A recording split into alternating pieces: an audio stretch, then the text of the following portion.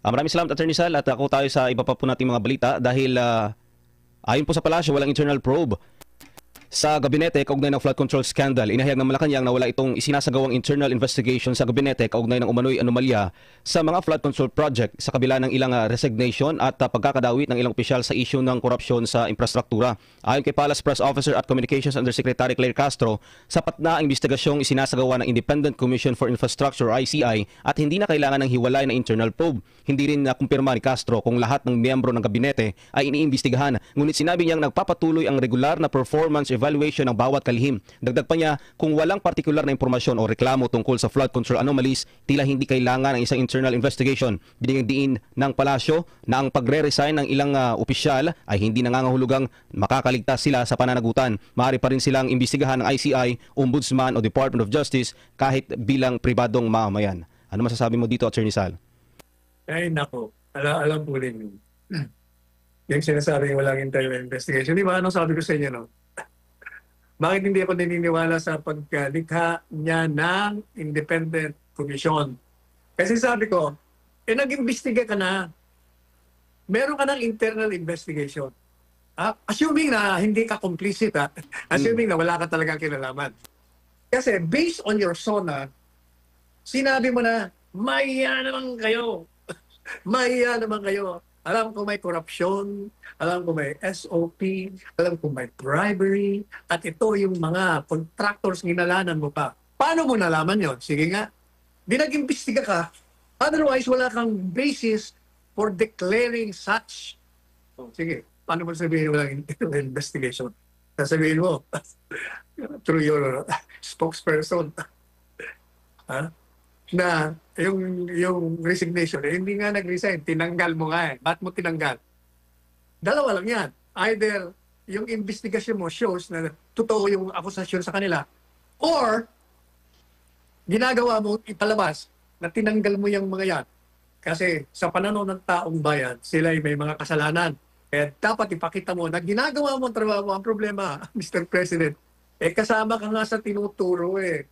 So kung you're acting on the basis of the perception of the people and the demand for you to remove officials who are involved in corruption, and you're doing that because they have been pointed to as platters of the corruption, kasama ka nga doon sa pinopoint to. So following your logic, kasama ka dapat na umalis o tanggalin ang sarili mo.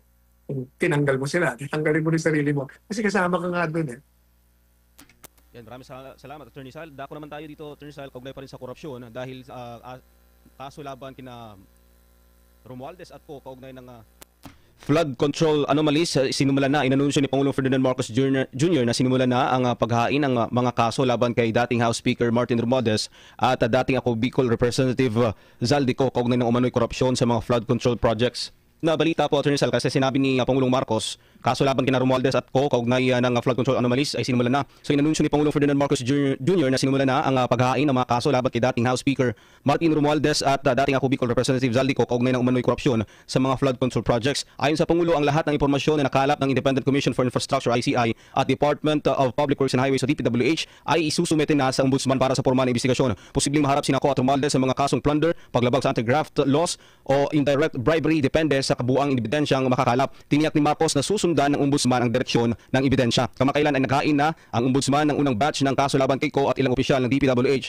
at SunWest Incorporated dahil sa seryosong irregularidad sa isang 289.4 million pesos na road dike project sa Oriental Mindoro. Ayon sa Ombudsman, may probable cause at inirekomenda ang no bail para sa kasong malversation dahil lumampas sa 8.8 million pesos ang halaga ng nawawala o nawaldas na pondo. Ano masasabi mo dito, Attorney Sal? Teka muna. Bakit ang pinapaimbestiga mo lang? Si Romualdez sa kasi Zaldico. Kasama ka nga sa tinuturo eh. Hindi mo pa-imbestiga ka rin. Kung ako presidente, sinasama niyo ko, sige, imbestigahan niyo ako. Anyway, hindi ka naman pwedeng file ng kaso kasi may immunity ka. But for purposes of cleaning yourself to the perception of the public, kailangan, di ba may demand ng minority? Yan sa Congress, naisama siya sa investigasyon. Imbestiga ka. Kasi kung talagang inosente ka, walang makikita ebidensya sa'yo. Kaya magpaimbestiga ka rin. Hindi ba pwede yung, kaya tingnan mo, si Zaldico. Ano ang reason niya? Teka muna, bakit ako lang?